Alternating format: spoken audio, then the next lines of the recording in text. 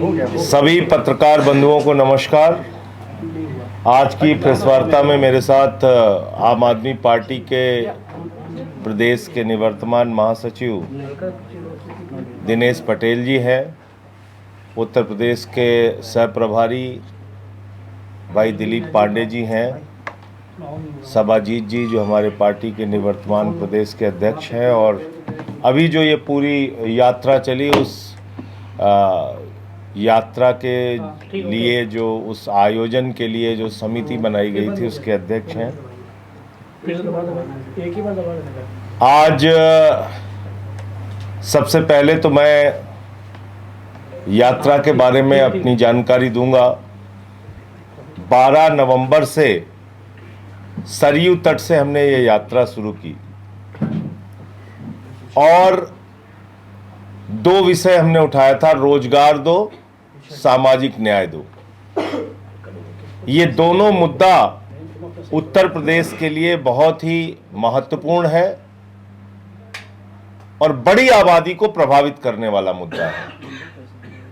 इससे युवा प्रभावित है, इससे किसान प्रभावित है, बुनकर हैं, महिलाएं हैं, रेडी पटरी वाला है। तो बड़ी तादाद है कि जिससे कि आज लोग बेरोजगारी के कारण परेशान हैं, पेपर लीक से परेशान हैं, एक बड़ी आबादी है।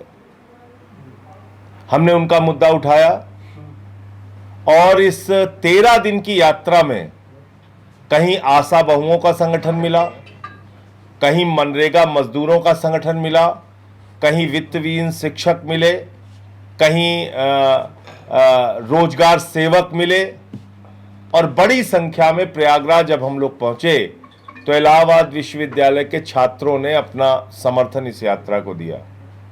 इस यात्रा में मेरे साथ आम आदमी पार्टी के सैकड़ों कार्यकर्ता लगातार चलते रहे और हजारों की संख्या में अलग अलग जगहों में, जिलों में हमने सभाएं भी की और अपनी बात कही। मैं मीडिया के बंधुओं का भी धन्यवाद देना चाहता हूं। उन्होंने इस पूरी पदयात्रा को एक अच्छा स्थान अपने लेखन के जरिए, अपने मीडिया के जरिए दिया। उनका भी आभारी हूं। मैं आभारी हूं उन सभी पदयात्रियों का जिन्होंने इस मुद्दे में हमारा साथ दिया और पूरे 13 दिन हमारे साथ रहे। जिसने 1 किलोमीटर भी हमारे साथ चल के अपना समर्थन दिया, कहीं खड़े होकर अपना समर्थन दिया, फूल माला भेंट करके समर्थन किया, मैं उन सब का आभारी हूं। उन सब के प्रति आभार व्यक्त करता हूं। विशेष तौर से जो प्रयागराज विश्वविद्यालय के, इलाहाबाद विश्वविद्यालय के जो हमारे छात्र थे, उन सब का आभारी हूं। आज हमको ये मुद्दे क्यों उठाने पड़े और क्यों ये पदयात्रा करनी पड़ी? क्योंकि उत्तर प्रदेश में असली मुद्दों पे कोई बात नहीं होती। सरकारी स्कूल बंद हो रहा है, बंद होने दीजिए। अस्पताल के अंदर अल्ट्रासाउंड हफ्ते में 1 बार हो रहा है, होने दीजिए। मोमबत्ती में ऑपरेशन हो रहा है, होने दीजिए। एक्सरे कागज पे हो रहा है, होने दीजिए। यानी अव्यवस्थाओं को लेके कोई मुद्दा है ही नहीं है। पेपर लीक हो गया, होने दीजिए। नौजवान सड़क पे उतर के आया, लाठी मार के इनको किनारे कर दीजिए। और ज्यादा बोले तो मुकदमे लिख दीजिए, और ज्यादा बोले तो एनएसए लगा दीजिए। ये जो रवैया है कि एक तो आपको गुनाह पे गुनाह करना है और गुनाह को ढकने के लिए नकली मुद्दों को सामने लाना है और असली मुद्दों को दबाना है। इसलिए हमने ये प्रयास किया पदयात्रा का कि बेरोजगारी मुद्दा कब बनेगी, सामाजिक न्याय मुद्दा कब बनेगा। आज उत्तर प्रदेश में जिस प्रकार की घटनाएं हो रही हैं, कहीं एक बुजुर्ग को पासी समाज के उसको मंदिर में पेशाब चटवाई जाती है, कहीं कथावाचक का सिर मुड़वा दिया जाता है, कहीं हरिओम वाल्मीकि की मॉब लिंचिंग करके हत्या कर दी जाती है, कहीं सीआरपीएफ के जवान को घोड़ी पे नहीं चढ़ने दिया जाता है। अभी एक दृश्य मैंने देखा, एक कोई दलित समुदाय का व्यक्ति था, वो घोड़ी पे बैठ गया, शादी में जा रहा था, उसको पूरा एकदम इकट्ठा होकर धक्के मार मार के उसको पीछे कर रहे हैं। ये कौन सा समाज हम बना रहे हैं? मुसलमानों के खिलाफ नफरत फैलानी है, बुलडोजर चलाना है, उनकी दुकान मकान तोड़ना है। लेकिन प्रचार मुसलमानों का करके व्यापारियों को भी नहीं छोड़ना है, उनकी भी दुकान तोड़नी है। दलितों की झोपड़ी भी नहीं तोड़ना है, उनकी दुकान भी तोड़नी है। रेडी पटरी वालों को भी नहीं बख्शना है, उनकी भी दुकानें तोड़नी है। तो मैं सबका आह्वान करता हूं कि जिस प्रकार से 13 दिन की इस यात्रा में अपना समर्थन आप लोगों ने दिया, मैं सबसे अनुरोध करता हूं, विनती करता हूं कि ये अभियान हमारा यहां पे खत्म नहीं हो रहा है। रोजगार दो, सामाजिक न्याय दो का ये अभियान 8 चरणों में चलेगा, यानी कि ये पद यात्राएं 8 चरणों में पूरे उत्तर प्रदेश में होंगी। रुहेलखंड में भी होगी, बुंदेलखंड में भी होगी, ब्रज प्रांत में भी होगी, पश्चिम प्रांत में भी होगी, पूर्वांचल प्रांत में भी होगी, अयोध्या प्रांत में भी होगी, काशी प्रांत में भी होगी। तो ये अलग अलग उत्तर प्रदेश के जो हमारा प्रांत है, वो जो हमने अपने सांगठनिक ढांचे में बनाया है, उन सभी प्रांतों में 8 प्रांतों में ये पदयात्राएं रोजगार दो और सामाजिक न्याय दो की पदयात्रा होगी। और उसकी 1 तारीख आप लोगों के सामने मैं आज ऐलान करना चाहता हूं। 25 दिसंबर से लेके 29 दिसंबर तक रामपुर, मुरादाबाद और अमरोहा, ये 3 जिलों को कवर करते हुए हमारी रोजगार दो और सामाजिक न्याय दो की पदयात्रा होगी। इन 3 जिलों के अंदर जो भी वहाँ के लोग हैं उनको हम जोड़ने का प्रयास करेंगे। आसपास के गांवों के लोग, बाजारों के लोग, वहाँ के शहरी, वहाँ के नागरिक, उन सबको इस मुद्दे से जोड़ने का काम करेंगे। और आह्वान मैं करता हूँ, अपील करता हूँ कि जो लोग इस बार की पदयात्रा में पीछे रह गए, किसी कारण से शामिल नहीं हो पाए, तो अभी आपके लिए 8 चरण है, मौका है। और पहला, अब अगला मौका जो है आपके लिए वो 25 दिसंबर से 29 दिसंबर तक है, उसमें आप शामिल होइए। और उसके लिए भी जो हमारा मिस्ड कॉल नंबर है 750004 0004 750004 इस नंबर पर आप मिस्ड कॉल देके अगली यात्रा के लिए 25 दिसंबर से लेके 29 दिसंबर तक जो यात्रा चलनी है, उस यात्रा के लिए अपना नाम पंजीकृत करा सकते हैं, रजिस्टर्ड करा सकते। कई लोग तो यात्रा में मिस्ड कॉल नंबर के माध्यम से जुड़े, यानी कि उन्होंने मिस्ड कॉल दिया, हमारे ऑफिस से कॉल गई और वो लोग जुड़े। कई लोगों ने, मैंने देखा कि सोशल मीडिया पे इसका बहुत सपोर्ट किया, सोशल मीडिया को बहुत अच्छा समर्थन उन्होंने अपना सोशल मीडिया पे पोस्ट वगैरह डाल के दिया। तो मैं उन सब का आभारी हूँ। तो अगली जो यात्रा है वो हमारी 25 दिसंबर से 29 दिसंबर तक रामपुर से अमरोहा तक चलेगी। और इस यात्रा से जुड़ने के लिए मिस्ड कॉल नंबर हमारा है 7500040004। तो इस यात्रा में सब लोग जुड़े, ऐसा मैं अपील करता हूं। अब एक बहुत ही गंभीर और महत्वपूर्ण विषय है जिस पे आपसे बात करनी थी। SIR चल रहा है उत्तर प्रदेश में और देश के कई राज्यों में, और इन SIR की प्रक्रिया में अब तक 19 लोगों की जान जा चुकी है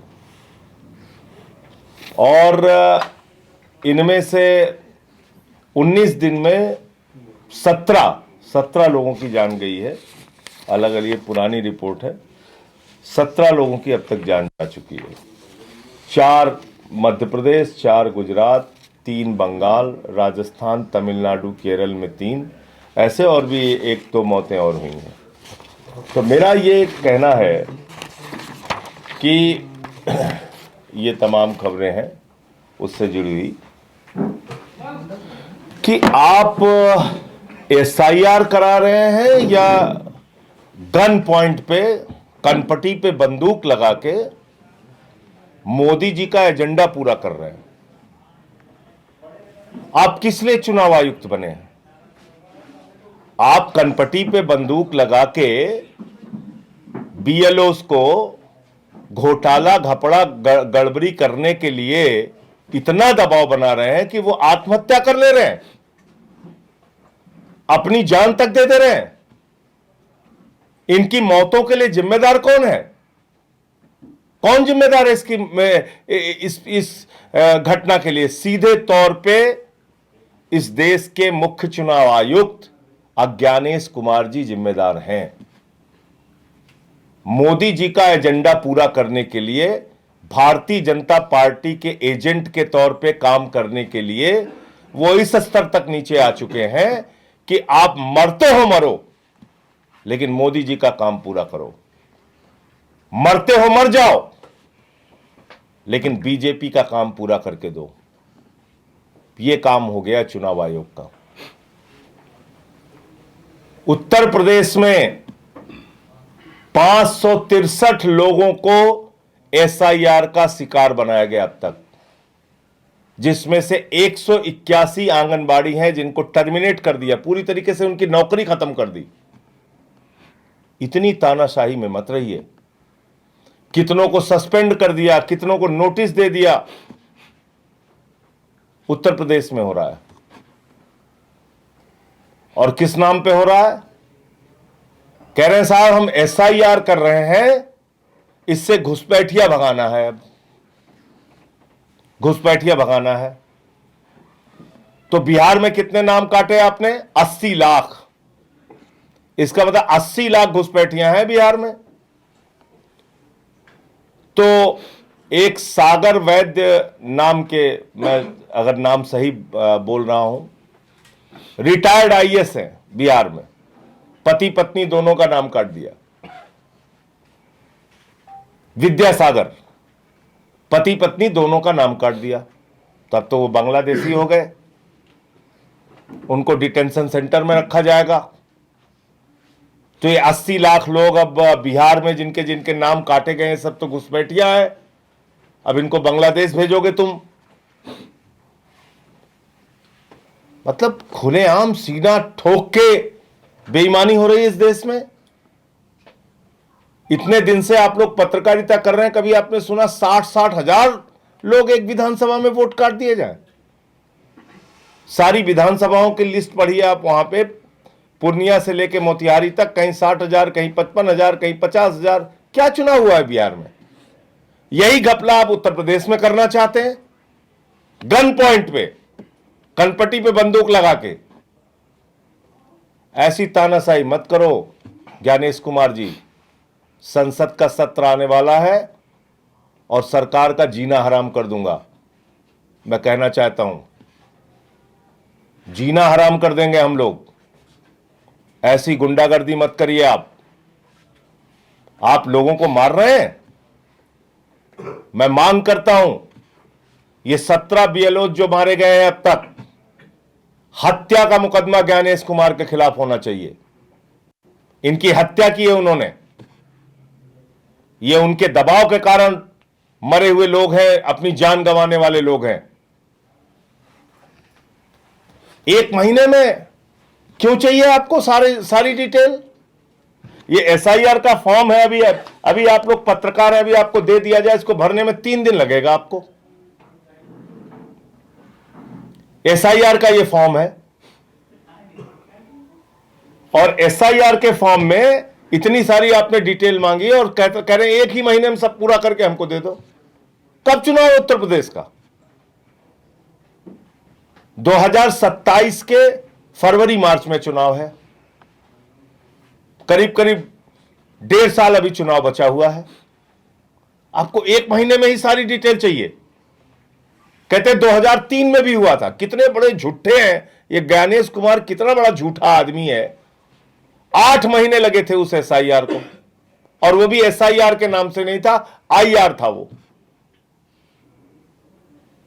गहन पुनरीक्षण था वो। ये विशेष गहन पुनरीक्षण कर रहे हैं 22 साल के बाद, इसमें विशेष जोड़ दिया इन्होंने। और उस वक्त जो आईआर हुआ था उसमें जो घर का मुखिया कह देता था, जो डिटेल मिल जाती थी उसको मान लेते थे। अब फॉर्म पकड़ा दिया, फॉर्म भरो। यादव हो 12 वोट है 3 फॉर्म देंगे। मुसलमान हो 18 वोट है 5 फॉर्म देंगे।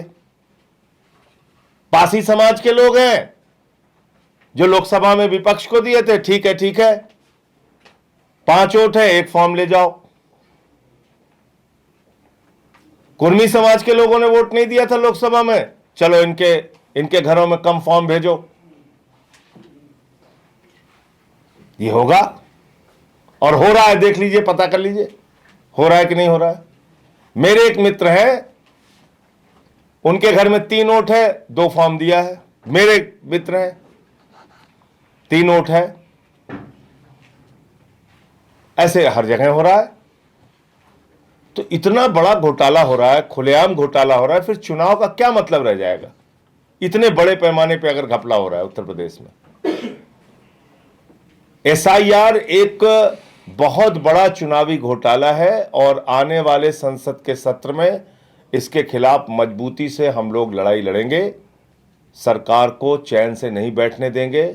और इस प्रकार का एसआईआर ये नौटंकी है, कोई घुसपैठिया आपको नहीं पकड़ना है। 80 लाख अगर घुसपैठिया है बिहार में जिनके नाम आपने काटे हैं, फिर तो प्रधानमंत्री को इस्तीफा दे देना चाहिए, गृह मंत्री को चुल्लू भर पानी में नाक रगड़ लेनी चाहिए, उनको अपने पद पर रहने का अधिकार नहीं है।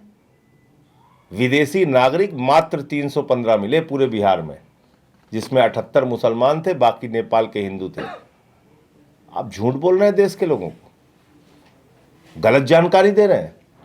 बताइए ना कितने विदेशी नागरिक मिले आपको पूरी प्रक्रिया में बिहार में? आप बोल नहीं सकते, आपकी हिम्मत नहीं है, क्योंकि आपके मन में एक चोर बैठा हुआ है, घोटाला करने वाला।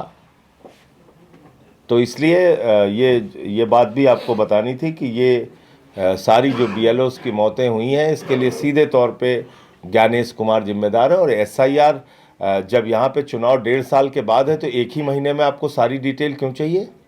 क्योंकि आपको गड़बड़ी करनी है। 3 महीने में क्यों नहीं कराते? 4 महीने में क्यों नहीं कराते? क्यों नहीं 8 महीने फिर लेते तुम? क्यों सब कुछ इतनी जल्दी चाहिए तुम्हें? तो ये बात मुझे कहनी थी।